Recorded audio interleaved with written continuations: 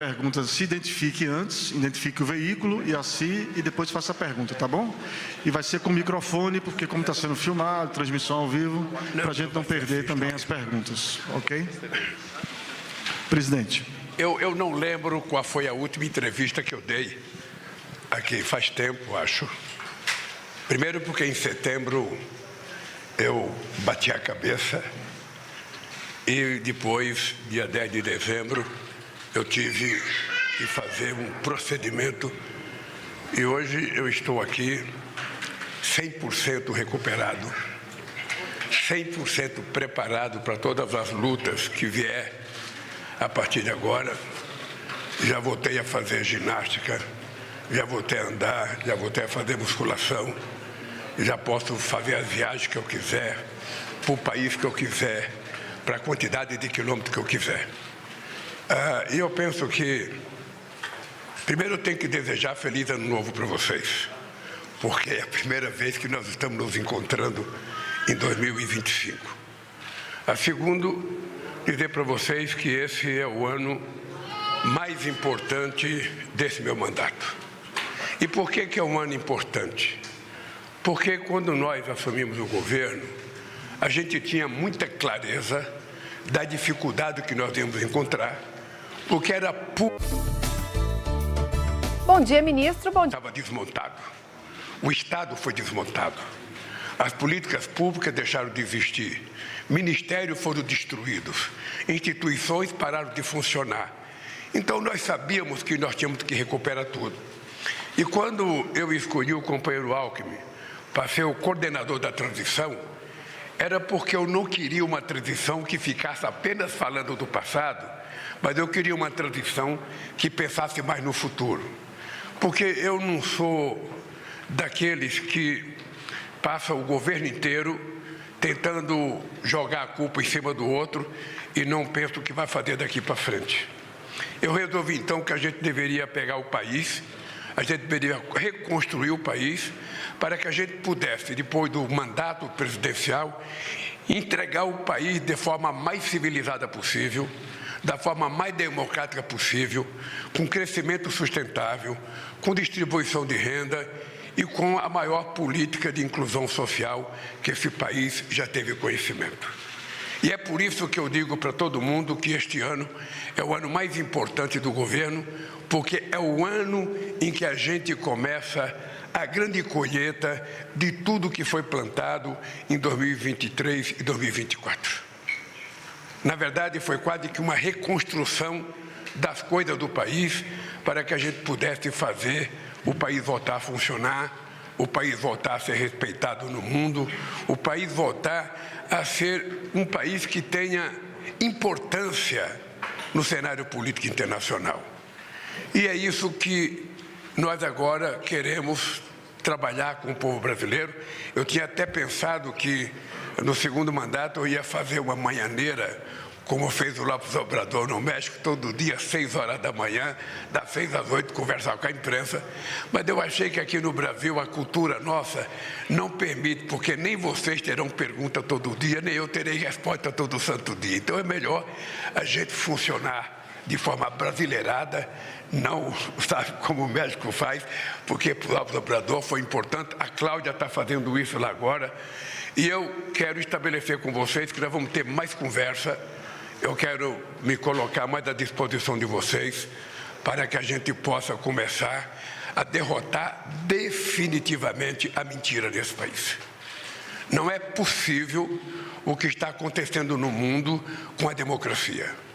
A democracia, na verdade, será a grande derrotada se a gente permitir o crescimento da extrema-direita no mundo inteiro, como está acontecendo, se a gente permitir a vitória da fake news, como está acontecendo, e se a gente permitir a mentira, sabe, vitoriosa, sabe, ganhando da verdade. Então, este ano é um ano que eu vou me dedicar muito, mas muito. Pode ter certeza que eu estou 100% pronto para começar a viajar ao Brasil, para começar a percorrer os estados brasileiros, para começar a visitar a sociedade brasileira e estabelecer uma conversa muito verdadeira para que a hora da verdade, sabe, possa dizer para o país como é que nós estamos. Eu estou convencido que nós vamos terminar o mandato numa situação extremamente positiva. Vocês, jornalistas mais experientes que cobrem o Palácio do Planalto e que cobrem a política, vocês sabem o pessimismo que era este país quando eu cheguei na presidência. Primeiro, o pessimismo era desde 2002, quando eu cheguei a primeira vez, os especialistas diziam que o Brasil estava quebrado, que o Brasil não podia fazer isso, que o Brasil não tinha dinheiro para pagar suas importações, que o Brasil não controlava a inflação. E esse país terminou o meu mandato com um crescimento de 7,5%, o maior crescimento do PIB, e esse país terminou com a maior política de inclusão social. Outra vez, isso vai se repetir. Vocês estão lembrados que eu estava em Hiroshima em janeiro de 2023, por ocasião do G7, quando o FMI disse que o Brasil só ia crescer 0,8%. E eu disse para ela, olha, você não conhece o Brasil, você não conhece o tipo de governo que nós fazemos e você vai perceber que o Brasil vai crescer muito mais. E aconteceu que o Brasil cresceu 3,2%. Agora, os especialistas diziam que o Brasil vai crescer apenas 1,5% em 2024. Nós vamos crescer 3,5% ou 3,7%. Isso é uma demonstração de que as coisas estão sendo feitas, as coisas estão sendo plantadas e nós vamos começar a colher. Há quanto tempo vocês não viram a indústria brasileira crescer? E a indústria brasileira voltou a crescer com forte investimento público e privado, sobretudo a nova indústria brasileira, coordenada pelo companheiro Alckmin, que está tendo um sucesso extraordinário e a indústria chegou a crescer 3,4%. É esse Brasil que nós vamos discutir com o povo brasileiro em 2025 nas ruas desse país. Eu digo sempre o seguinte, eu digo sempre que quem quiser derrotar a política do meu governo vai ter que aprender a fazer luta de rua. Porque é mais fácil ficar na internet mentindo. Agora é muito difícil ter coragem de ir para a rua, conversar com o povo e discutir com o povo as coisas que estão acontecendo no país. Esse é o meu tipo de governar. E esse é o meu tipo de fazer com que as coisas deem certo no Brasil. Nós fizemos um G20 extraordinário. Eu não tenho nenhuma humildade de dizer para vocês de que nós fizemos o mais importante G20 da história do G20. Nós agora vamos repetir o maior BRICS da história dos BRICS e vamos repetir a melhor COP, já feita desde que foi estabelecida a primeira COP. E vamos fazer no coração da Amazônia, onde ninguém acreditava que fosse possível fazer, onde todo mundo dizia que não tinha infraestrutura, onde as pessoas ficavam preocupadas onde vai dormir as pessoas vão dormir onde tiver que dormir. Eu posso dizer que ninguém vai ficar acordado por falta de um lugar para dormir, mas a gente quer fazer, a COP no coração da Amazônia. Porque em qualquer parte do planeta Terra, as pessoas dão palpite sobre a Amazônia. Todo mundo é especialista sobre a Amazônia. Todo mundo quer proteger a Amazônia. Então nós vamos fazer lá, na cidade de Belém, para que as pessoas saibam o que é a Amazônia, para que as pessoas vejam as pessoas que estão lá, mas as pessoas vejam, a grandeza da natureza da Amazônia. E é isso que a gente vai fazer, porque nós temos que fazer uma luta muito grande nessa questão do clima. Não é uma coisa pequena. Se a gente não fizer uma coisa forte, essas COP vão ficar desmoralizadas, porque se aprova as medidas, fica tudo muito bonito no papel e depois nenhum país cumpre. O Trump acabou de anunciar a saída do Acordo de Paris, mas os Estados Unidos já não tinham cumprido o Acordo de Kyoto. Ou seja, os países se comprometeram a dar 100 bilhões de dólares por ano para os países em desenvolvimento em Copenhague em 2009 e até hoje não deram. Agora a necessidade é 1 trilhão e 300 bilhões de dólares. Eu tenho certeza que eles não vão dar. E o nosso pessoal baixou, os ambientalistas baixaram para 300 bilhões, que também não vão dar. Então é preciso que a gente faça uma discussão séria se nós queremos discutir a questão do clima com seriedade, se nós queremos fazer com que haja uma transição energética de verdade, se nós queremos mudar o nosso planeta para a gente poder sobreviver nele e chegarmos a ter no máximo 1,5 grau de caloria, ou nós vamos brincar, de falar na questão do clima. Então, essa COP30, ela vai ser um balizamento do que nós vamos querer daqui para frente. Lá vai estar os indígenas para discutir, lá vão estar os quilombolas para discutir, lá vão estar os chefes de Estado para discutir, lá vão estar os especialistas para discutir, e nós queremos uma coisa muito verdadeira para a gente saber se a gente está falando sério ou não está falando sério sobre a questão do clima. Quando as pessoas falam em dinheiro, porque os países ricos só falam o seguinte: nós vamos ajudar dando dinheiro, vamos ajudar dando dinheiro. Ele tem que saber que quando a gente fala que vai chegar o desmatamento zero em 2030, as pessoas têm que saber que embaixo da copa de cada árvore tem um indígena, tem um ribeirinho, tem um pequeno trabalhador rural. E essa gente precisa viver, essa gente tem que ter acesso às coisas que todo mundo tem. Essa gente quer ter bens materiais que a civilidade conquistou. Então, é essa discussão séria que a gente quer fazer na COP30. E depois, a gente vai fazer com que o Brasil construa tudo aquilo que nós prometemos que o Brasil vai construir. Vocês vão ter surpresa, muitos de vocês vão sair daqui do Palácio e vão me acompanhar na viagem, porque nós vamos querer que a imprensa acompanhe. Nós não queremos mais que a imprensa fique sentada numa sala querendo saber de notícia. Eu, sinceramente, eu quero saber o seguinte: eu não quero mais ver notícia. Eu conversei com uma pessoa próxima do presidente que disse tal coisa. Não, vai conversar com o presidente. Precisa conversar com alguém próximo. Conversa logo diretamente com o presidente, faz a pergunta que tiver a fazer para o presidente, porque assim fica melhor, fica mais verdadeiro. Vocês ganharão muito mais estabilidade, eu ganharei muito mais credibilidade e o Brasil ficará muito melhor.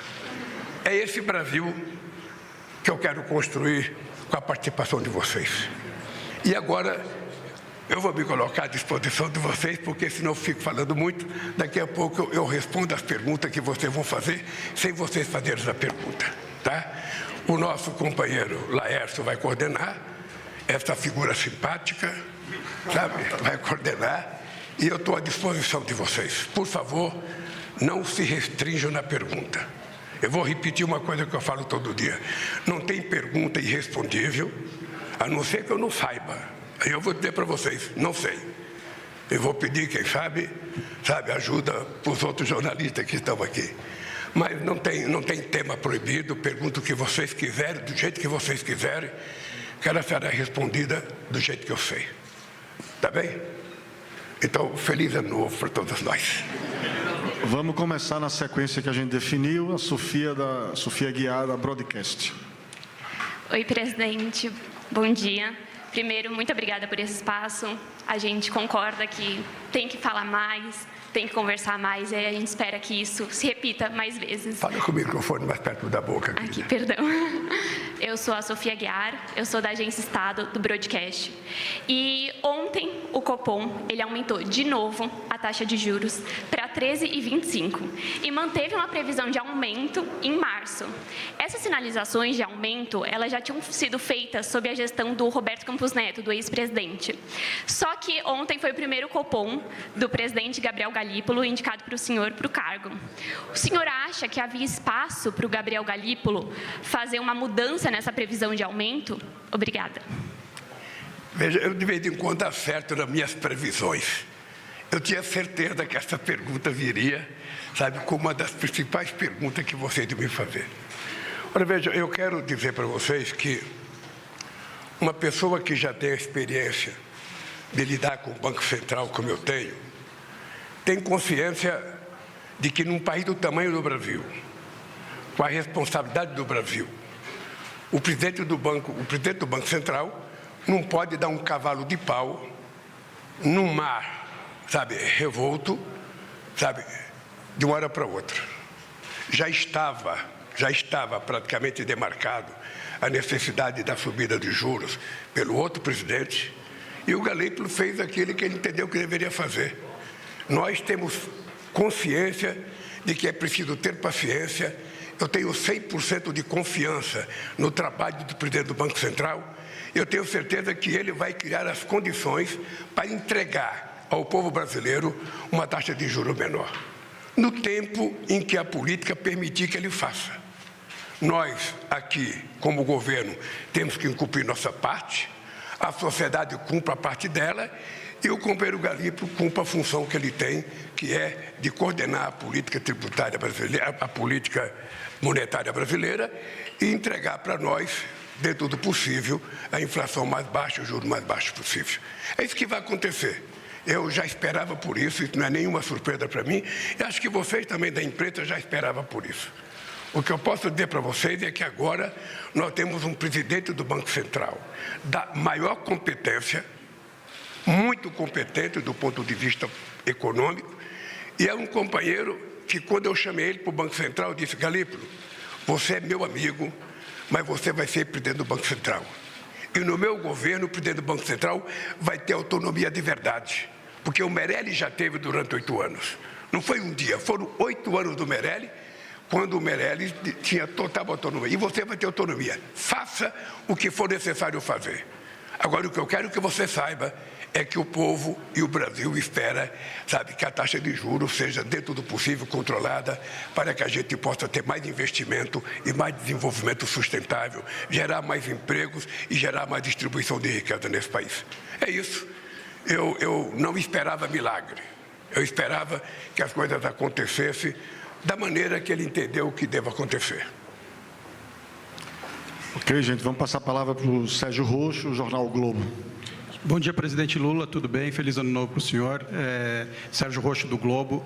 Nessa semana, 2 presidentes de partidos da base, que tem ministérios, fizeram críticas ao governo. O Gilberto Kassab disse que o senhor não é favorito, não vê o senhor como favorito se a eleição fosse hoje, em 2026, e falou que o ministro da Fazenda, Fernando Haddad, é fraco, E o Marcos Pereira, que é o presidente do Republicanos, falou que o governo está sem rumo e que também imagina o partido dele em outro caminho em 2026. Eu queria saber, o senhor teme perder o apoio desses partidos até 2026 e como é que o senhor pretende contemplá-los na reforma ministerial? Você sabe que, quando eu vi a história do companheiro Kassab, eu comecei a rir. Porque, como ele disse, se a eleição fosse hoje, eu perderia. Eu olhei no calendário e percebi que a eleição vai ser só daqui a 2 anos. Eu fiquei muito despreocupado, porque hoje não tem eleição. Segundo, eu acho que o Kassab foi injusto com o significado do companheiro Haddad no Ministério da Fazenda. É importante a gente lembrar. Eu posso não gostar pessoalmente de uma pessoa. Eu posso ter crítica pessoal àquela pessoa. Mas não reconhecer que o companheiro Haddad começou o nosso governo coordenando a PEC da transição, porque a gente não tinha dinheiro para governar o país em 2023. E nós conseguimos, num governo, num parlamento totalmente adverso, totalmente, porque o meu partido só tinha 70 deputados em 513, a gente conseguiu aprovar a PEC da transição, que permitiu a gente ter dinheiro para cuidar das políticas, pagar inclusive dívida do governo passado, e ainda teve política para fazer mais investimento em educação e também no Bolsa Família. Então, é uma coisa que eu acho que o Haddad é um ministro extraordinário e está fazendo. A segunda coisa é o arcabouço fiscal. Ou seja, o companheiro Haddad coordenou com o Congresso Nacional, uma indicação de uma seriedade administrativa estupenda. Ou seja, ele convenceu todo o governo e o Congresso Nacional de que, além da gente cumprir o arcabouço fiscal, a gente não poderia gastar mais de 2,5% em investimento. Essa é uma coisa extraordinária, porque isso foi feito contra todas as pessoas que querem, investir mais. Não é gastar, é investir mais. E foi aprovado no governo e foi aprovado no Congresso Nacional. Depois, o companheiro Haddad coordenou uma coisa que o mundo vai agradecer e o Brasil vai agradecer, que foi a aprovação da reforma tributária. Jamais houve uma reforma tributária feita num regime democrático. Jamais. Uma política tributária aprovada com o Congresso, funcionando da forma mais independente, com o Senado trabalhando da forma mais independente, com a imprensa fazendo a crítica que quiser fazer e com a organização da sociedade totalmente livre, nós conseguimos a proeza. Foi, na verdade, um milagre que nós conseguimos fazer uma política tributária que vai entrar em vigor em 2027, para que o Brasil passe a ser um país mais atrativo para investimentos estrangeiros e mais seguro para os investimentos nacionais. Ou seja, na verdade, só por isso o Haddad deveria ser elogiado pelo Kassab. Agora, eu não posso, pedir para o Kassab elogiar se ele não quer elogiar. Então, eu acho, primeiro, que não tem eleição agora, então eu estou tranquilo. É como se falasse agora, o Corinthians vai perder o campeonato de 2026. Deixa chegar o campeonato para ver se ele vai perder. Outra coisa é o Marcos Pereira. É importante lembrar que eu não tive apoio de muitos partidos desses na época das eleições. Muitos deles não me apoiaram nas eleições. Daí porque a indignação de muita gente de achar que eu não teria condições de governar, porque tinha muito partido que não tinha votado em mim e que eram maioria no Congresso Nacional, contra os 70 do PT, os 10 do PCdoB, os 10 do PSB. Nós éramos muito poucos. E o que aconteceu? Foi o momento em que nós aprovamos mais projetos de lei e medida provisória na história desse país. Numa demonstração de muita capacidade de conversa, de muita capacidade de articulação, de muita competência de ceder naquilo que você pode ceder, porque quando a gente manda um projeto para o Congresso Nacional, esse projeto não é obrigatoriamente votado do jeito que a gente quer. Nós compreendemos que o Congresso tem um direito de mudar, de fazer emenda. Se for colocado jabuti, eu veto. E mesmo assim o Congresso tem o direito de derrubar o meu veto. E mesmo assim eu tenho o direito de recorrer à Suprema Corte para manter o meu veto. É assim que funciona a democracia. É assim que funciona a democracia. Então, se os republicanos vão me apoiar ou não em 2026, deixa chegar 2026. Deixa chegar, gente. Não vamos tentar antecipar 2 anos. O meu problema agora é fazer com que 2025 seja o ano da melhor colheita política desse país para o meu governo, da melhor política de obras públicas para o meu governo, da melhor colheita possível de inclusão social do meu governo, em todas as áreas, E vocês, eu tenho certeza, irão participar desse resultado da forma mais extraordinária possível, porque o que nós fizemos e vamos fazer na saúde, o que nós estamos fazendo na educação, o que nós estamos fazendo no transporte. Ontem eu participei de um ato de transporte. Vocês sabem que em 2 anos, em apenas 2 anos, nós já fizemos o dobro do que foi feito em 4 anos no governo passado. Vocês sabem que nós vamos fazer 41 licitações com empresas privadas para consertar as estradas brasileiras, contra 6 que foi feita em 4 anos no outro governo. Então, essas coisas é que vai mostrar a diferença entre o Brasil de agora e o Brasil do futuro e o Brasil do passado. O Brasil da democracia e o Brasil da antidemocracia. O Brasil da democracia e o Brasil do golpista. O Brasil da verdade contra o Brasil da mentira. É esse país que a gente vai mostrar. E eu quero que vocês acompanhem da forma mais democrática possível, para vocês poderem escrever aquilo que vocês querem, sem que o presidente fique ofendendo vocês, sem que o presidente fique desacatando vocês. Porque tem gente que acha que jornalista bom é aquele que escreve um artigo favorável ao governo. Eu penso diferente. Eu acho que jornalista bom é aquele que escreve a verdade, contra ou a favor, mas que seja a verdade. Então, há uma diferença muito grande de comportamento do Estado brasileiro hoje e do governo com relação ao tratamento da sociedade. E vocês têm que saber de uma coisa. Para mim, a democracia é a coisa de maior relevância nesse instante na humanidade, não é no Brasil. A democracia é a coisa mais importante. Ou a gente mantém a democracia funcionando, ou a gente vai ter estados autoritários mais do que Hitler e mais do que o fascismo.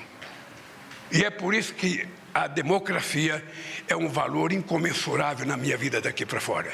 Eu tenho dito para os trabalhadores, eu tenho dito, ao invés de vocês ficarem fazendo pauta de reivindicação, façam quantas vocês quiserem, mas coloquem a democracia, porque só com democracia é que vocês conquistam as coisas.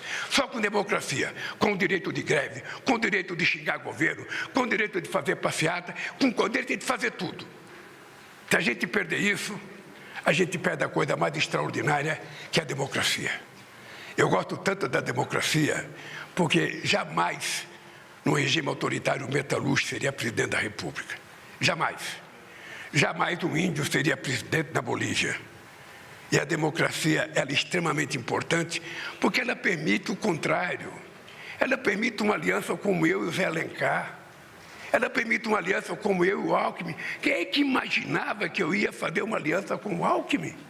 E eu fiz, e sou agradecido pelo extraordinário serviço que ele está prestando ao Brasil e ao meu governo. Vou passar a palavra agora ao Renan Truffi, do Valor Econômico. Presidente, bom dia. Sou o Renan Truffi, do Valor Econômico. Eu queria perguntar para o senhor o seguinte: nessa semana foi noticiado que o senhor autorizou o aumento do diesel. E esse é um produto que interfere principalmente no frete em relação aos caminhoneiros.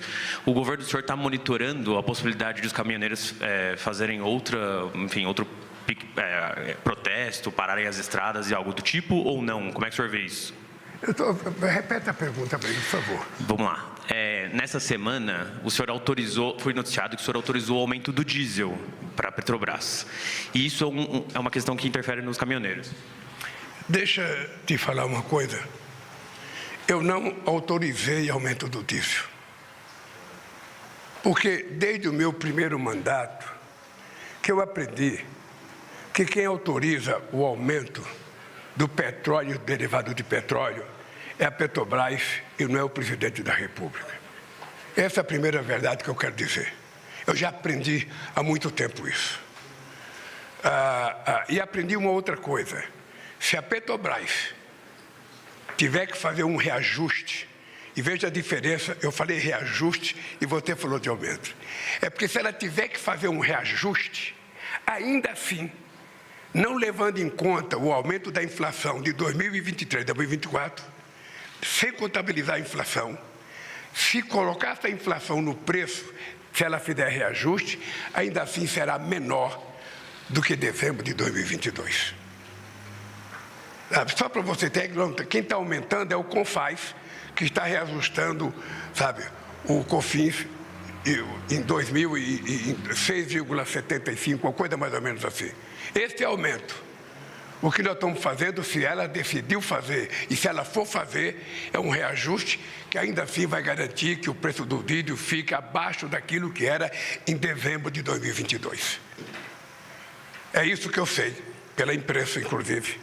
Li muito hoje o que vocês descreveram ontem, mas ainda não fui avisado se ela vai aumentar ou não, e ela não precisa me avisar.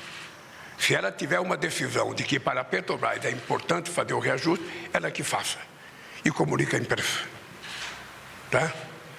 Sobre os caminhoneiros? Veja, se tiver uma movimentação de caminhoneiros, eu vou fazer o que eu sempre fiz a vida inteira. Nós vamos conversar com os caminhoneiros. Nós vamos colocar tanto o ministro do Transporte, como o ministro da Administração, a Esther, para conversar. Nós não temos nenhuma preocupação, nós vamos conversar com todo e qualquer setor que tiver qualquer problema com o governo.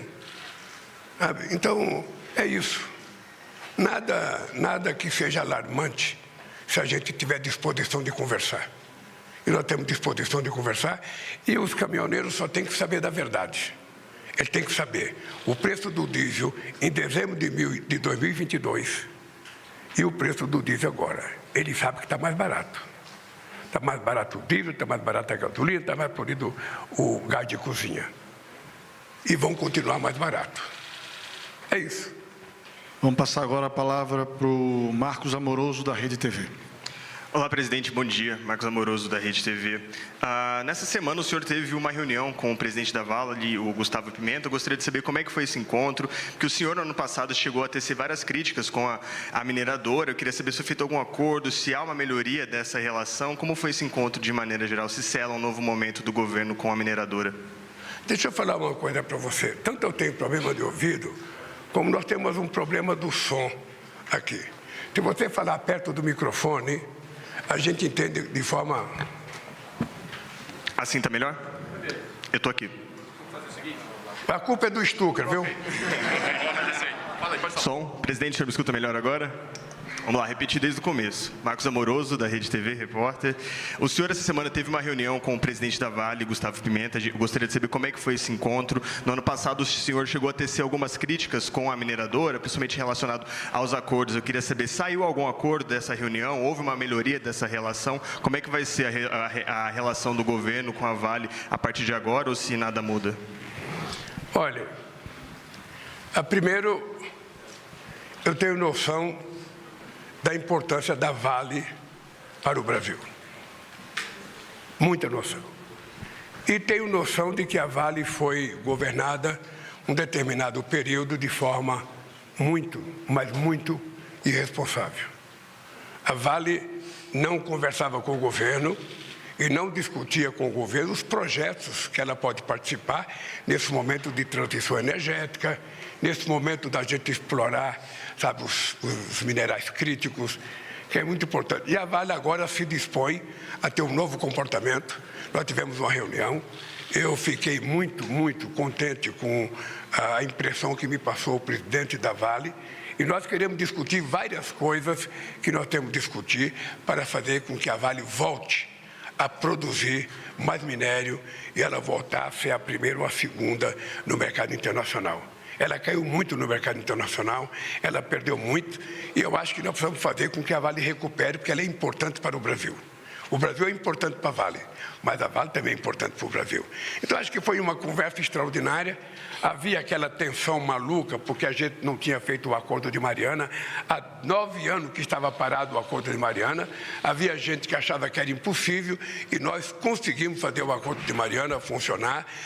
Foi aprovado aqui no Palácio, e agora nós temos que ter cuidado, porque o dinheiro começou a surgir, e nós temos que estabelecer como é que o BNDES vai fazer com que esse governo chegue na ponta. Porque todo o acordo foi feito para que o dinheiro chegue na ponta e para que o dinheiro possa preservar e recuperar o nosso querido Vale do Rio Doce. Tá?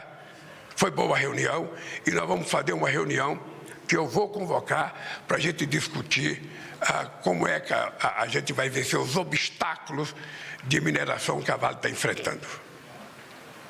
Passar a palavra agora para o Plínio Aguiar, do R7. Bom dia, presidente. Plínio Aguiar, do R7, o site da Record. O senhor cobrou dos ministros medidas para conter aí a alta do preço dos alimentos. Uma das propostas em estudo é a redução da alíquota de importação. Ela é suficiente? Eu gostaria de saber também o que mais o governo está pensando para conter aí, frear esse aumento aí do preço dos produtos. Olha, eu tenho em mente que o aumento dos preços de comida que vão na cesta básica é sempre muito ruim, porque eles afligem exatamente as pessoas mais pobres, os trabalhadores mais humildes que a gente quer proteger. Então, não tem sentido você fazer um sacrifício enorme de fazer políticas públicas para fazer com que o dinheiro chegue na ponta e depois esse dinheiro, sabe, será comido pela inflação. Também nós não queremos aqui dizer, eu faço questão de dizer para vocês, eu não tomarei nenhuma medida daquelas que são bravata, sabe? Eu não farei cota, eu não coloquei helicóptero para viajar à fazenda e prender boi, como foi feito no tempo do Plano Cruzado. Eu não vou estabelecer nada que possa significar o surgimento de mercado paralelo. O que nós precisamos trabalhar com muito carinho é o seguinte, é aumentar a produção de tudo aquilo que a gente produz, fazer com que a chamada, sabe, pequena e média agricultura, que são responsáveis pela produção de quase 100% dos alimentos, possam produzir mais. Para isso, a gente tem que fazer mais financiamento, a gente tem que fazer mais financiamento para a modernização da produção dessa gente. Nós queremos discutir, sabe, a questão, eu quando cheguei na presidência, o preço do óleo de soja tinha caído para 4 e agora subiu para 9 ou para 10. Ou seja, qual é a explicação do óleo de soja ter subido? Eu não tenho outra coisa a não ser chamar os produtores de soja para saber. Sabe, por que o preço da carne que caiu 30%? É importante lembrar que em 2023 a picanha caiu 30%. É importante lembrar. Ela voltou a subir por quê? É apenas a exportação? É a questão da matriz? Porque todo ano que você mata muita vaca, porque você cresce as exportações, no ano seguinte, 1 ano e meio depois, você não tem bezerro para matar. Então, aumenta o preço da carne. Então, eu quero saber, se eu souber, a gente pode tomar alguma medida junto, sabe, com os empresários para a gente fazer com que o mercado volte à normalidade. Não falta alimento no Brasil. Acontece que também nós temos que ter em conta que o Brasil virou celeiro do mundo. Aquilo que a gente falava há 20 anos atrás, que parecia um sonho, demagogia, virou verdade. O Brasil virou o celeiro do mundo. Prova é que nós abrimos 300 mercados novos em 2 anos de governo. Vocês algum dia já imaginaram um país abrir 300 mercados novos? E ainda o acordo com a União Europeia, que não é uma coisa para amanhã, é uma coisa que ainda tem que ser muito debatido, é o maior acordo comercial, é o maior bloco comercial do mundo, porque são da Europa, sabe, praticamente 722 milhões de pessoas junto com o Brasil. É uma quantidade enorme de consumidores. E, ao mesmo tempo, um PIB extraordinariamente elevado. Então, nós estamos conscientes de que esse é o papel do Brasil. Agora, nós vamos querer continuar exportando e vamos querer continuar trabalhando para que o alimento possa ser produzido. Eu, por exemplo, quero saber se a soja, sabe, para o biodiesel está criando problema. Eu quero saber se o milho para o etanol está criando problema. Eu só posso saber disso se eu chamar os empresários da área para conversar, para ouvir deles, ao invés de ficar falando coisas sem conhecimento. Eu, na minha idade, não posso fazer bravata. Eu preciso ter mais calma, contar até 10 e depois dizer o que eu vou fazer, sabe? De preferência junto com aqueles que são responsáveis pela produção. Ontem, por exemplo, nós fizemos uma reunião extraordinária com os bancos para discutir a questão do crédito consignado para o setor privado. Parecia uma coisa impossível, parecia uma coisa assim. Há 6 meses estamos discutindo. Ontem, nós chegamos a um acordo. Chegamos a um acordo que é possível a gente fazer sem prejudicar nada, atendendo as coisas que são necessárias a ser atendidas, e vai ser o maior programa de crédito da história desse país.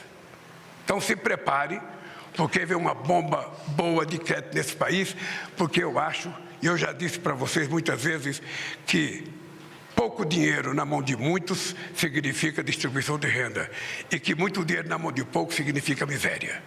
Então nós vamos fazer com que o dinheiro chegue na ponta, porque quando o dinheiro chegar na ponta, o cara que receber um pequeno crédito, ele não vai depositar em dólar, ele não vai explorar no mercado, ele vai comprar, sabe, material de construção, ele vai comprar comida, ele vai comprar roupa, e esse dinheiro volta rapidamente para o mercado. Então, essa é uma novidade que a gente vai anunciar nos próximos dias.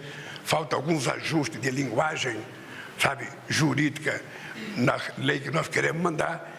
Estamos de acordo com os bancos e isso vai ser muito importante. Quem é que imaginava o governo Lula fazer um acordo com os bancos? Pois está feito. Está feito e vai ser uma medida extraordinária. Essa palavra agora para o Lucas Borges, do Portal UOL. Aqui.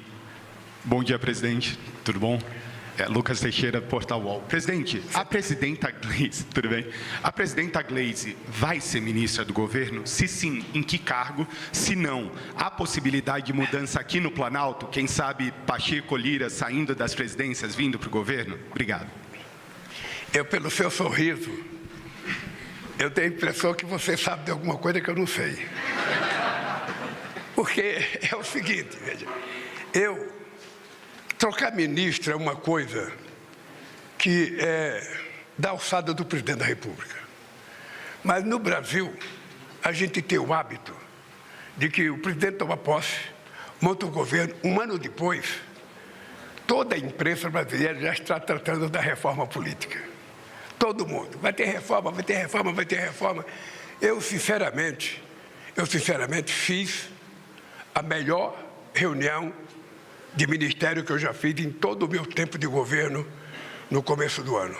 acho que foi dia 7 ou dia 8. Foi a melhor reunião de ministros que eu fiz. E uma coisa importante deles é que eu aprendi que em 5 minutos a gente pode falar tudo que a gente quiser falar. Eu viajo para o G7, eu viajo para o G20, eu viajo para os BRICS, e chega lá, cada presidente da República só tem direito a 5 minutos.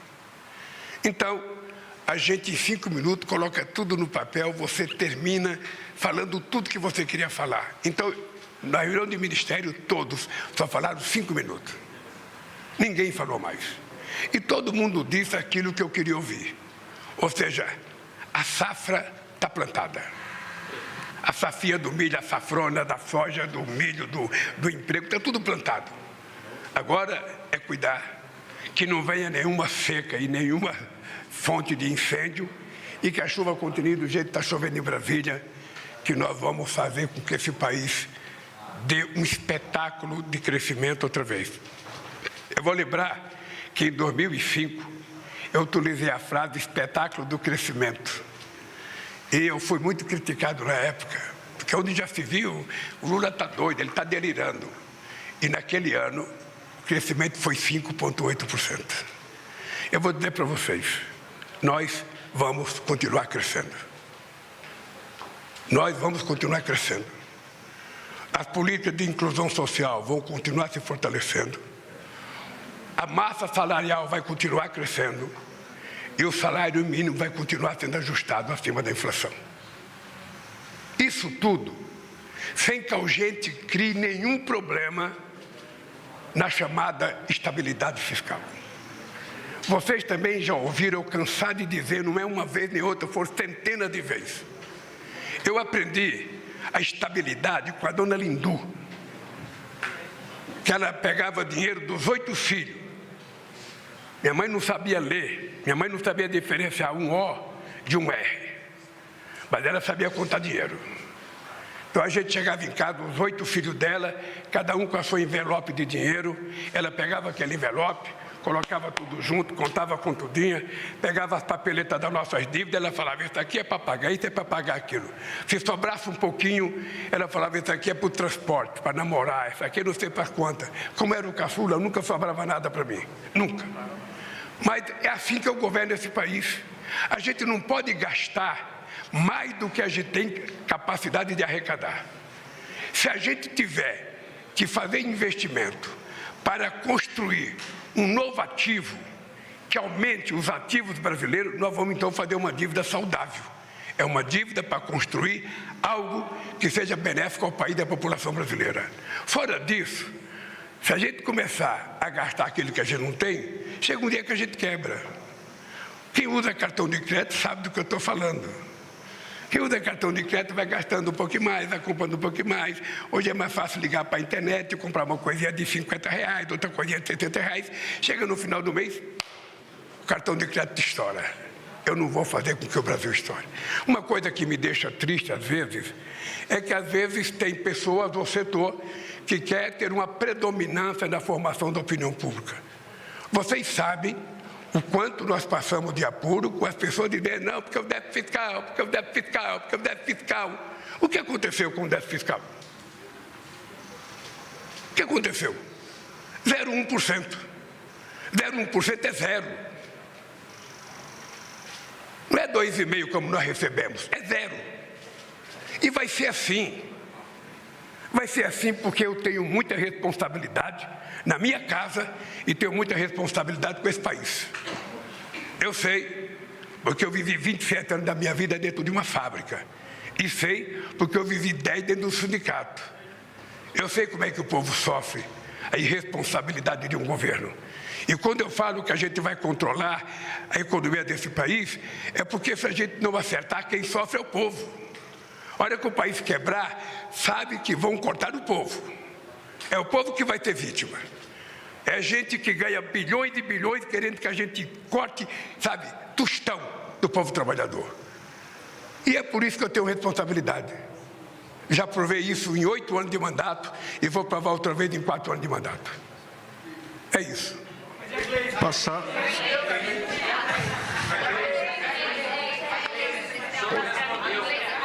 Ela vem para o Planalto. Ah, meu Deus, era a pergunta principal e eu esqueci.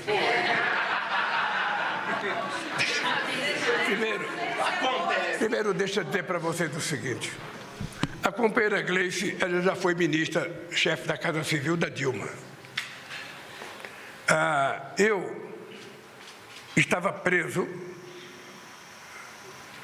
e eu fui um dos responsáveis pela que a companheira Gleice virasse presidenta do nosso partido.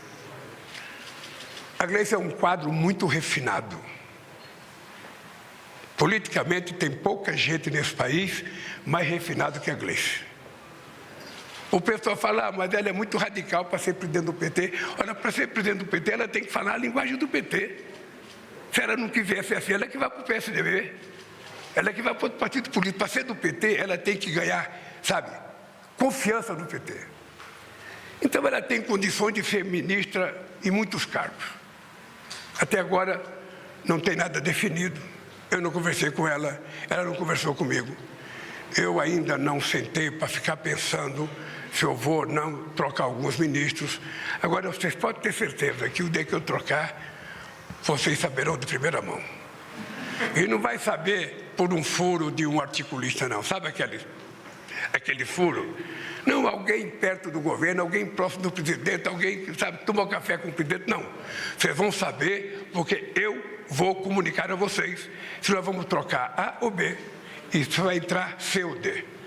Tá? Mas eu quero dizer que a Gleice é um quadro que ela tem competência para ser ministra em qualquer país do mundo. Raniele Veloso, TV Meio Norte. TV Meio. Bom dia, presidente. Raniele Veloso, da TV Meio. Gostaria de saber se o governo ainda tem pretensão de apresentar ainda cortes na área fiscal. O senhor acabou de falar de estabilidade, mas teve um déficit de 0,1%. O senhor disse que é pequeno, mas teve um déficit e há essa preocupação com as contas públicas. No segundo tempo, nos 45 do segundo tempo, no ano passado, o Congresso aprovou o pacote de corte de gastos. Foi suficiente ou o governo tem outros planos? Olha, você sabe que quando a gente manda um orçamento para o Congresso Nacional, a gente já manda um orçamento com todas as previsões do que possa acontecer no futuro. Eu volto a repetir, 0,1 é zero. As pessoas que passaram o ano inteiro falando do famoso déficit fiscal deveriam pedir desculpa ao Haddad. Haddad, desculpa, a gente não acreditou em você, a gente duvidou de você, desculpa. Não, mas não pedem. Não pedem, porque as pessoas que falam coisas erradas e depois não acontece, não têm humildade de falar, nós erramos. Então eu posso te dizer o seguinte, estabilidade fiscal é uma questão muito importante para esse governo, e é uma questão muito importante para mim. Eu acabei de responder na pergunta anterior, a gente quer responsabilidade fiscal e a gente quer fazer o menor déficit possível porque a gente quer que esse país dê certo. E eu disse para você, se a gente tiver que fazer uma dívida, é para a gente construir um ativo novo que vai ajudar esse país a ser melhor ainda. Então isso é pensado quando a gente prepara o orçamento. O orçamento, sabe, de 2025 e o orçamento vai ser aprovado, não foi aprovado ainda, sabe, com todas as restrições possíveis a qualquer gasto, mas nenhuma a qualquer investimento. Não tem outra medida? Não tem outra medida fiscal? Eu não tenho outra medida fiscal. Veja, se apresentar durante o ano a necessidade de fazer alguma coisa, nós vamos reunir o governo e discutir. Mas eu posso te dizer que se depender de mim, não tem outra medida fiscal. O que nós vamos agora é pensar no desenvolvimento sustentável desse país, continuar mantendo a estabilidade fiscal desse país e sem fazer com que o povo pobre pague o preço de alguma irresponsabilidade de um déficit, de um corte fiscal desnecessário. Heloísa Vilela, do ICL. Bom dia, presidente. Estou aqui. Eu queria saber o seguinte, no ano passado o senhor viajou um bocado, andou dando entrevistas para as rádios do interior do país, isso se refletiu positivamente nas pesquisas de opinião inclusive. E agora a gente está aqui muito grato de vê-lo começando me parece, um novo sistema de comunicação conosco e com a população brasileira. Eu queria saber se é isso, se veio para ficar, e se esse é o contra-ataque do governo para divulgar melhor as entregas e os feitos do governo. Olha, você me conhece e eu lembro que quando o companheiro Pimenta estava na comunicação, de vez em quando o Pimenta me aparecia com uma pesquisa dizendo o que o povo estava pensando. Eu falava, Pimenta, mas é assim mesmo. Ou seja, você tem o primeiro ano de governo, que como você ganhou as eleições, o povo tem muita expectativa, sabe? E o povo está muito tranquilo. No segundo ano, seja para o presidente, para o governador ou para o prefeito, começa o povo a saber se a expectativa que ele tinha está sendo cumprida. Eu dizia para o Pimenta, não se preocupe com pesquisa, porque o povo tem razão. A gente não está entregando aquilo que a gente prometeu. Então, como é que o povo vai falar bem do governo se a gente não está entregando? É preciso ter muita paciência.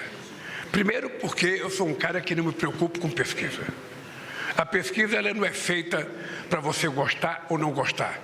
A pesquisa é feita quando você é responsável para você analisar, sabe, ela, verificar se aquilo tem um fundo de verdade e você começar a fazer as correções necessárias.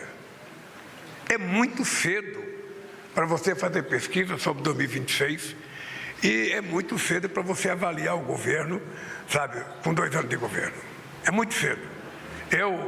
Eu só queria lembrar você que eu deixei a presidência em 2007 com 87% de bom e ótimo. Eu tenho consciência do que nós estamos fazendo, mas muita consciência. Por isso é que eu não gosto de fazer bravata. Eu tenho consciência e cada coisa que eu falar para vocês, eu quero que vocês anotem, porque cada coisa que eu falar, nós vamos entregar. Porque não é apenas um programa de governo, é uma profissão de fé. Você acha que eu seria eleito presidente da República outra vez se eu não tivesse no horizonte que eu tenho que fazer mais do que eu fiz em 2003, 2010? Para que eu ia votar? Se eu não tivesse noção de que eu posso ser melhor e fazer mais. Então eu posso te garantir, na reunião ministerial que eu fiz dia 7, eu cheguei à conclusão de que em 2 anos de governo, nós preparamos esse país mais do que nos 8 anos meus. Só o PAC é 1 trilhão e 800 bilhões de reais que vai ser jorrado nesse país para gerar emprego, para gerar ativos produtivos, para gerar estrada, pontes. Sabe? Isso vai acontecer. Não tem choro e nem vela, vai acontecer isso porque nós estamos bem organizados, nós temos uma equipe de ministério na infraestrutura da melhor qualidade e as coisas vão acontecer. Por isso que eu não me preocupo com pesquisa. Eu posso dizer para vocês que o dia que eu estiver preocupado com pesquisa, eu vou convocar uma coletiva para dizer para vocês, me preocupei com a pesquisa. Então, o meu papel é trabalhar para entregar o que eu plantei agora. Então, eu quero convidar vocês, sabe, nós até estamos fazendo em maio uma reunião com todos os ministros do continente africano da agricultura, porque a gente quer ver como é que a gente pode ajudar. Vai ser a primeira reunião, sabe, do pacto do combate à fome e à pobreza, que nós aprovamos no G20. Ou seja, nós vamos fazer uma reunião para mostrar o que nós temos de bom no Brasil, levar eles a campo para eles verem o que está acontecendo de bom, e depois vamos fazer uma reunião técnica aqui, coordenado pela Embrapa, pelo Ministério das Relações Exteriores, para a gente poder transferir um pouco de conhecimento para os nossos companheiros africanos, para ver se a gente combate a fome de verdade. A Aliança Global contra a Fome e a Pobreza vai ter o seu primeiro grande evento, sabe, em maio, com todos os ministros da agricultura dos países africanos. Passar a palavra agora para o Matheus Chu, da Rádio Gaúcha. Presidente, bom dia. Aqui. Bom dia. Eu queria falar sobre a sua relação com Donald Trump. Saber se o senhor vai fazer um contato direto com o novo presidente dos Estados Unidos, seja uma ligação ou um encontro presencial, e como o senhor vai agir se ele cumprir a promessa de taxar produtos brasileiros, tendo em vista que o país é o segundo maior parceiro comercial do Brasil. Veja, é muito simples. Se ele taxar os produtos brasileiros, haverá reciprocidade do Brasil em taxar os produtos brasileiros. Taxar os produtos que são exportados para os Estados Unidos é simples, não tem nenhuma dificuldade. Veja, eu já governei o Brasil com um presidente republicano, já governei com um presidente democrata, e a minha relação é sempre a mesma. A minha relação é uma relação de um Estado soberano com outro Estado soberano. O Trump foi eleito para governar os Estados Unidos e eu mandei na carta para ele que eu espero que ele tenha uma boa governança para os Estados Unidos. Eu fui eleito para governar o Brasil. Eu quero respeitar os Estados Unidos e quero que o Trump respeite o Brasil. Tá? É só isso. Se isso acontecer, está de bom tamanho. A nossa exportação com os Estados Unidos não é essa supremacia que as pessoas pensam que é. Ele é superioritário com relação ao Brasil, é mais ou menos 40 a 45 bilhões, sabe? E nós, sabe, temos que procurar manter isso e melhorar. Da minha parte, o que eu quero é melhorar nossa relação com os Estados Unidos, exportar mais se for necessário, importar mais se for necessário, e a gente manter a nossa relação, que é de 200 anos. Eu, sinceramente, é isso que eu penso, é isso que eu espero. Não me preocupo se ele vai brigar pela Groenlândia, se ele vai brigar pelo Golfo do México, se ele vai brigar pelo Canal do Panamá. Ele só tem que respeitar a soberania dos outros países. É isso. Ele foi eleito para governar os Estados Unidos da América do Norte. E os outros presidentes foram eleitos para governar os seus países. É isso, civilidade. Vai haver um contato direto? Eu vejo, não há nenhum interesse agora, acho que nem meu e nem dele. Porque essas conversas só acontecem quando você tem interesse, tem alguma coisa para tratar. Eu mandei uma carta, sabe, para o governo americano, dando os parabéns pela vitória. Sabe, é isso. Se a gente não tiver a oportunidade de se encontrar, porque ele não participa dos BRICS, sabe, se eu for convidado para o G7, a gente tem chance de se encontrar. Se eu não for, a gente vai se encontrar na ONU. Se ele não desistir da ONU também, né? Obviamente que eu acho que esse negócio de descumprir o Acordo de Paris, de, sabe, dizer que não vai dar dinheiro para o OMS, é uma regressão à civilização humana. Passar a palavra agora para Luciana Lima, do Platô. Aqui, presidente. Bom dia, feliz ano novo para o senhor também. Luciana Lima, do Platô. Presidente, os 2 primeiros anos desse governo, o senhor teve uma relação com o Congresso, o governo teve uma relação com o Congresso muito baseado na liberação de emendas para aprovar os projetos de interesse do governo no Congresso. Isso da gestão do Arthur Lira e do Rodrigo Pacheco, né, na Câmara e no Senado. Agora a gente tem um novo Congresso, né, e com a perspectiva de eleição aí do Hugo Mota na Câmara e do Alcolumbre, né, do Alcolumbre. Ainda vai ter votação. Vai ter votação, mas são os favoritos, né, do Alcolumbre no Senado. Eu gostaria de saber do senhor o que o senhor espera da gestão desses 2 favoritos aí, se o senhor acha que esse padrão de relacionamento vai mudar ou vai continuar a mesma coisa entre o Executivo e o Legislativo? Olha, eu não me meto em eleição da Câmara e eleição do Senado. A eleição na Câmara e no Senado é uma questão dos partidos políticos, dos deputados e dos senadores. O presidente da República não se mete nisso. O meu presidente do Senado é aquele que ganhar, e o da Câmara é aquele que ganhar. Quem ganhar, eu vou respeitar e vou estabelecer uma nova relação. Eu acho que nós já demos uma demonstração de que não tem dificuldade de você governar se você tiver, sabe, muita disposição de muita conversa. Então, se Hugo Mota foi eleito presidente da Câmara e o Alcolumbre eleito presidente do Senado, eles serão o presidente das instituições e é com ele que nós vamos fazer as tratativas que tiver que fazer. Eu tenho uma boa coordenação política, eu tenho um bom líder no Senado, eu tenho um bom líder na Câmara, sabe, tenho um bom líder no Congresso Nacional, e essas pessoas é que vão tratar de organizar a relação do governo federal. Todos os projetos que eu mandar para o Congresso Nacional, antes de mandar para o Congresso Nacional, eu discuto com os líderes aqui, com o coordenador político do governo, com o líder na Câmara e no Senado, e quando o projeto chega na Câmara e no Senado, ele já está mais ou menos alinhavado para ser aprovado. É assim que vai continuar sendo. E se eles fizerem mudança, e essa mudança for pertinente, eu sancionarei. Se não for pertinente, eu vetarei. É isso. Simples. O senhor acha que vai ser desse padrão de liberação de Eu acho. Não, deixa eu lhe falar uma coisa. O governo não tem nada a ver com as emendas parlamentares. Foi uma conquista deles num governo irresponsável que não governava o país. Tá? Então, elas existem.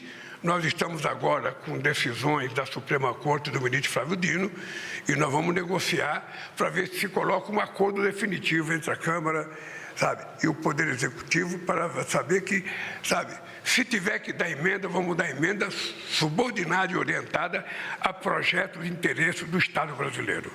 Sobretudo na área da educação, na área da saúde, na área do transporte. É assim que a gente vai trabalhar. Até que a gente crie condições para que seja da forma diferente. Eu te confesso que eu não terei dificuldade na relação com o Congresso Nacional. Não terei. E também eu não sou daqueles que ficam esperando que a oposição me elogie. Sabe? Oposição não foi feita para elogiar o governo. Oposição foi feita para criticar. Eu lembro que o Fernando Henrique Cardoso dizia: o PT vai até ir no nacional. Sabe? Então, oposição é para isso. Sabe? Nós fomos eleitos para governar. Eles foram eleitos para não deixar a gente governar. Mas nós vamos governar. Pessoal, nós encerramos as 10 perguntas que tínhamos combinado. Queria pedir ao presidente se ele quiser fazer uma fala de consideração final. Eu sei que está todo mundo ansioso por 1000 perguntas aqui, todo mundo dizendo. Olha, vamos ter outras oportunidades também. Eu pensei que era só eu que tinha vindo para cá mais civilizado, mas eu vi que todo mundo aqui está muito bem preparado para essas coisas. Eu só queria terminar dizendo para você o seguinte: eu vou tentar fazer isso mais vezes. Porque se tem uma coisa que me irrita, é sair notícia, sabe, da boca do presidente quando ele não falou. Sabe, por interpretação. Então, se vocês tiverem que fazer julgamento do presidente, faça depois de ouvir o presidente. A Adele parece que quer fazer uma pergunta. Eu abri mais uma concessão também. Então vamos fazer o seguinte, vamos abrir mais duas, tá bom? Mais duas, e aí eu vou intervir. Microfone aí, ó. Stuka, cadê o microfone, Stuka? Faz a Délis, depois a Helena. As duas decanas. A Helena não. Presidente, o senhor falou 2 vezes sobre a questão do ajuste fiscal, do déficit fiscal. Mas eu queria aprofundar um pouquinho, porque o que a gente está querendo saber é se o senhor entende que cumpriu a necessidade de contenção de gastos para o equilíbrio fiscal a longo prazo, porque o problema no mercado não é hoje, é o daqui para frente. O que a gente quer saber é se o senhor considera que cumpriu a necessidade de baixar o rombo fiscal, de resolver o rombo fiscal. Olha, eu vou só repetir o seguinte: não existiu rombo fiscal. Rombo fiscal existiu no governo passado. No governo passado, houve rombo fiscal de quase 2,6%. No nosso não houve.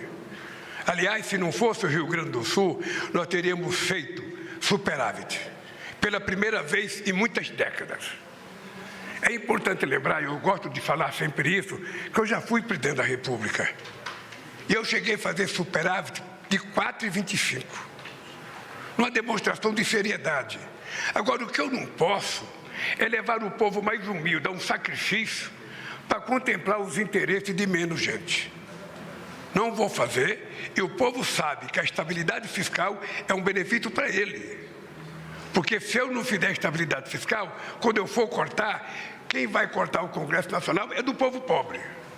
Então, para mim, sabe, nós temos agora uma meta, uma nova política tributária que vai entrar em vigor em 2027. A gente pode ter muito mais capacidade de investimento, a gente pode ter muito mais capacidade de arrecadação, e eu tenho que esperar cada período para saber como é que vai ser. A única coisa que eu quero é que as pessoas tenham certeza que neste governo não haverá irresponsabilidade fiscal. É isso. O meu histórico é a prova disso. É o meu histórico. Eu sempre falo para vocês, como é que estava a indústria automobilística quando eu voltei para a presidência da República em 2023? Eu sempre falo, porque às vezes as pessoas têm memória curta. Quando eu deixei a presidência desse país, a indústria automobilística em 2010 vendia 3.800.000 carros. Quando eu voltei, 15 anos depois, estava vendendo apenas 1.600.000 carros. Agora já chegou a 2.600.000. Então, é isso que vai acontecer no Brasil. É isso que vai acontecer. Eu não tento discutir aquilo que meia dúzia de pessoas querem. Eu quero discutir aquilo que interessa à maioria das pessoas. É gerar emprego, é gerar renda para essas pessoas. Criar um país de classe média. É esse país que eu quero criar. E vou criar. E vou criar. Sabe? Para os meus adversários ficar com muito mais raiva de mim, com muito mais ódio de mim. Como é que pode esse metalúrgico de São Bernardo do Campo, de diploma primário, como é que pode esse cara fazer o que nós não conseguimos fazer? Aliás, eu acho que vocês poderiam estudar, sabe uma coisa que eu vou pedir para vocês? Esse país teve a proclamação da República em 1889. Vocês poderiam pesquisar em que momento da história esse país teve inclusão social de verdade. Poderiam pesquisar. Vocês vão perceber que teve com Getúlio e teve comigo. Procura outro momento qual foi que teve política de inclusão social. O Getúlio diziam que era ditador, mas foi ele que fez a CLT. Por isso é que a base industrial de São Paulo nunca fez sequer uma viela com o nome do Getúlio. Porque a CLT tirou o povo da escravidão e deu cidadania. E nós com a política de inclusão social. O que eu tenho dito para os empresários? Gente, se você acha que pagar 1.900.000 para o seu trabalhador é muito, porque você acha que é muito pagar, não olhe ele como seu trabalhador. Olhe ele como seu consumidor. Porque ele vai pegar o salário que você pega, ele vai numa loja comprar o que você fabrica. O dinheiro que você pagou para ele vai voltar para você, porra.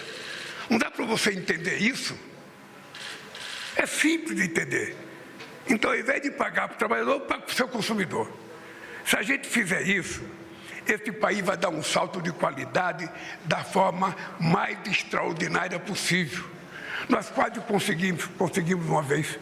Uma coisa que me deu tristeza foi voltar à presidência com 33 milhões de pessoas passando fome outra vez. Vamos acabar. Em 2026, quando eu tiver que entregar a presidenta da República, eu vou dizer para vocês, nenhum brasileiro ou brasileira está passando fome nesse instante. É isso que eu vou fazer, muito orgulhosamente. Microfone. Bom dia, presidente. Vai, Tereza. Tereza Cruvinel, Portal Brasil 247. Eu queria saber, em primeiro lugar, se o apoio à sua candidatura à reeleição ou a outro candidato apoiado pelo seu governo é uma condição para o partido integrar agora o governo na reforma ministerial. E se não é esse o objetivo, o que o senhor quer com a reforma ministerial? E abusando um pouquinho, atendendo a pedidos, se o senhor vai mandar em breve o projeto da isenção de imposto de renda para quem ganha até R$5.000. Promessa de campanha sua. Olha, eu sempre costumo utilizar o futebol como exemplo de algumas coisas que eu falo. Você muitas vezes está assistindo um jogo de futebol e você vê no segundo tempo, depois de 10 ou 15 minutos, o técnico substitui 3, 4, agora pode até 5 jogadores. E muitas vezes ele tira o melhor jogador que não está jogando bem. Como o fato do melhor jogador, sabe, não está jogando bem, ele tira para ver se coloca alguém que faça aquilo que ele queria que o jogador importante fizesse. É assim que a gente faz na política. Se tiver uma pessoa que foi chamada para administrar uma área e essa pessoa, por qualquer razão, não estiver atendendo a contento, você troca. Então, isso será feito da maior liberdade possível, com o mesmo carinho que eu convoquei, eu posso tirar uma pessoa. E é o seguinte, Tereza, eu sinceramente não quero discutir 2026. Eu só quero dizer para vocês uma coisa. Olhe bem o que eu estou falando aqui. Olhe bem que eu estou mais elegante. Depois de consertar a cabeça, estou mais bonito. E vou dizer para você, estou com muita jovialidade. Se você perguntasse para mim, ô Lula, quantos anos você tem? Eu ia falar para você, eu tenho 79 anos de idade, mas estou com a minha energia de 30 anos. Isso é o gene da Dona Lindu, isso é o DNA dela que me faz assim. Eu duvido que vocês, jornalistas, duvido, vocês estão convidados a fazer uma agenda comigo. Eu duvido que vocês aguentem a agenda que eu faço. Eu teve um tempo nas caravanas que a imprensa se revezava para poder disputar e conseguir a agenda. O Estruquinha, que é o mais jovem meu aqui, se cansa de carregar aquela máquina pesada. Então, eu não tenho nenhum problema. Eu não tive doença. Eu tive um acidente. E eu digo todo dia, eu vou repetir para você, porque eu falo todo dia. Um cara que nasceu em Caetés e não morreu de fome até completar 5 anos de idade, ele tem uma sorte na vida muito grande. Depois, um cara que teve um câncer, sabe? E esse câncer foi curado em apenas 1 ano e nunca mais voltou e não vai voltar, se Deus quiser. Depois, um cara que passou 5 horas e meia dentro de um avião, rodando com motor só, no aeroporto do México, sabe? Todo mundo preocupado. Imagina todo mundo como é que estava lá, sabe? E não morreu. Um cara que teve uma batida na cabeça que eu jamais imaginei ter, jamais. Sentado, cortando minha unha da mão, eu consegui o milagre de cair de costa. Sabe? E estou aqui. Fiz uma cirurgia muito grave. Fiquei 4 horas esperando o meu avião aqui no Hospital Sírio, com possibilidade de me dar coma, com possibilidade de eu morrer antes de chegar em São Paulo. E estou aqui. Estou aqui, sabe? Com muita disposição, com muita vontade de governar. Se tem uma coisa que eu quero fazer é entregar esse país com o povo mais feliz, com o povo comendo mais, com o povo estudando mais, com o povo trabalhando mais. É esse país que eu vou entregar. E quero que todos vocês me acompanhem nessa longevidade de 120 anos que eu quero viver. Tá? Podemos... No mais é o seguinte, olha, eu estou muito agradecido pela gentileza das perguntas. É engraçado, tem gente que acha que a imprensa é agressiva, mas vocês foram tão gentis e cordiais que eu acho que vocês vão ser repreendidos pelos editores de vocês. Por que você não apertou? Por que você não fez das contas e tal? Mas eu também gosto de aperto. Sabe? Na próxima você se prepare. Gente, vamos... Não, vai ser agora. Está preparando para a gente mandar para o Congresso Nacional. Tem apenas um ajuste. Sabe, que toda vez que a gente for tirar uma coisa, você tem que fazer a compensação. Está sendo feito um ajuste, ainda ontem eu conversei com a Haddad, e logo a gente vai dar entrada no projeto de desconto de R$5.000 no imposto de renda. Tá? Gente, um abraço. Obrigado, gente. Obrigado, gente. Hein?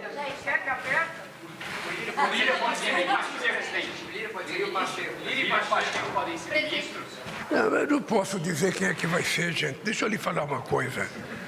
Eu se pudesse falar, eu falaria. Mas o que eu quero é que o Pacheco seja governador de Minas Gerais. É isso que eu quero. Tá bom, gente. Gente, senão a gente não termina. Vamos agradecer, obrigado. Vamos fazer outras entrevistas também depois. Queria agradecer a presença de todos. Obrigado. Valeu, até mais. Vamos lá, gente. Obrigada. Você acompanhou conosco ao vivo a conversa do presidente Lula com os jornalistas nesta quinta-feira, 30 de janeiro, no Palácio do Planalto, aqui em Brasília. Lula disse que conversas como essa serão frequentes a partir de agora. A ideia é deixar um canal aberto com a imprensa para que todas as dúvidas sejam tiradas diretamente com ele. E nós vamos destacar agora alguns pontos da fala do presidente. Logo no começo da conversa com jornalistas, Lula afirmou que esse é o ano de colheita para a economia brasileira. Ele lembrou que o Brasil era visto com pessimismo, mas que todas as estimativas foram superadas. O FMI disse que o Brasil só ia crescer 0,8%. E eu disse para ela, olha, você não conhece o Brasil, você não conhece o tipo de governo que nós fazemos e você vai perceber que o Brasil vai crescer muito mais. E aconteceu que o Brasil cresceu 3,2%. Agora, os especialistas diziam que o Brasil vai crescer apenas 1,5% em 2024. Nós vamos crescer 3,5% ou 3,7%. Isso numa demonstração de que as coisas estão sendo feitas, as coisas estão sendo plantadas e nós vamos começar a colher. Há quanto tempo vocês não viram a indústria brasileira crescer? E a indústria brasileira voltou a crescer com forte investimento público e privado, sobretudo a nova indústria brasileira, coordenada pelo companheiro Alckmin, que está tendo um sucesso extraordinário e a indústria chegou a crescer 3,4%. O presidente também foi questionado sobre o aumento na taxa básica de juros da economia, a Selic, que passou ontem de 12,25% para 13,25% ao ano. Lula disse que isso já estava previsto e reafirmou a confiança no trabalho do novo presidente do Banco Central, Gabriel Galípolo. Nós temos consciência de que é preciso ter paciência. Eu tenho 100% de confiança no trabalho do presidente do Banco Central. Eu tenho certeza que ele vai criar as condições para entregar ao povo brasileiro uma taxa de juros menor, no tempo em que a política permitir que ele faça. Nós, aqui, como governo, temos que cumprir nossa parte, a sociedade cumpre a parte dela e o companheiro Galípolo cumpre a função que ele tem, que é de coordenar a política tributária brasileira, a política monetária brasileira e entregar para nós, dentro do possível, a inflação mais baixa, o juro mais baixo possível. O presidente Lula garantiu que o governo está de olho nos valores dos alimentos e trabalhando com o setor para normalizar os preços. O que nós precisamos trabalhar com muito carinho é o seguinte, é aumentar a produção de tudo aquilo que a gente produz, fazer com que a chamada, pequena e média agricultura, que são responsáveis pela produção de quase 100% dos alimentos, possam produzir mais. Para isso a gente tem que fazer mais financiamento, a gente tem que fazer mais financiamento para a modernização da produção dessa gente. Nós queremos discutir, a questão, eu quando cheguei na presidência, o preço do óleo de soja tinha caído para 4 e agora subiu para 9 ou para 10. Ou seja, qual é a explicação do óleo de soja ter subido? Eu não tenho outra coisa a não ser chamar os produtores de soja para saber. Por que o preço da carne que caiu 30%? É importante lembrar que em 2023 a picanha caiu 30%. É importante lembrar. Ela voltou a subir por quê? É apenas a exportação? É a questão da matriz, porque todo ano que você mata muita vaca, porque você cresce as exportações, no ano seguinte, 1 ano e meio depois, você não tem bezerro para matar, então aumenta o preço da carne. Então eu quero saber, se eu souber, a gente pode tomar alguma medida junto, com os empresários para a gente fazer com que o mercado volte à normalidade. Não falta alimento no Brasil. Acontece que também nós temos que ter em conta que o Brasil virou celeiro do mundo. Aquilo que a gente falava há 20 anos atrás, que parecia um sonho, demagogia, virou verdade. O Brasil virou o celeiro do mundo. O presidente ainda destacou iniciativas lideradas pelo governo, como a realização do G20, e afirmou que a COP30, também no Brasil, terá a mesma grandeza. Nós fizemos um G20 extraordinário. Eu não tenho nenhuma humildade de dizer para vocês de que nós fizemos o mais importante G20 da história do G20. Nós agora vamos repetir o maior BRICS da história dos BRICS e vamos repetir a melhor COP, já feita desde que foi estabelecida a primeira COP. E vamos fazer no coração da Amazônia, onde ninguém acreditava que fosse possível fazer, onde todo mundo dizia que não tinha infraestrutura, onde as pessoas ficavam preocupadas onde vai dormir as pessoas. As pessoas vão dormir onde tiver que dormir. Eu posso dizer que ninguém vai ficar acordado por falta de um lugar para dormir. Mas a gente quer fazer, sabe, a COP no coração da Amazônia.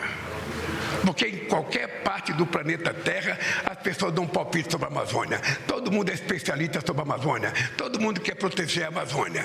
Então nós vamos fazer lá, na cidade de Belém, para que as pessoas saibam o que é a Amazônia, para que as pessoas vejam as pessoas que estão lá, mas as pessoas vejam, sabe, a grandeza da natureza da Amazônia. E nós ficamos por aqui, mas estamos atentos às notícias do governo federal para trazer tudo para você a qualquer momento na nossa programação.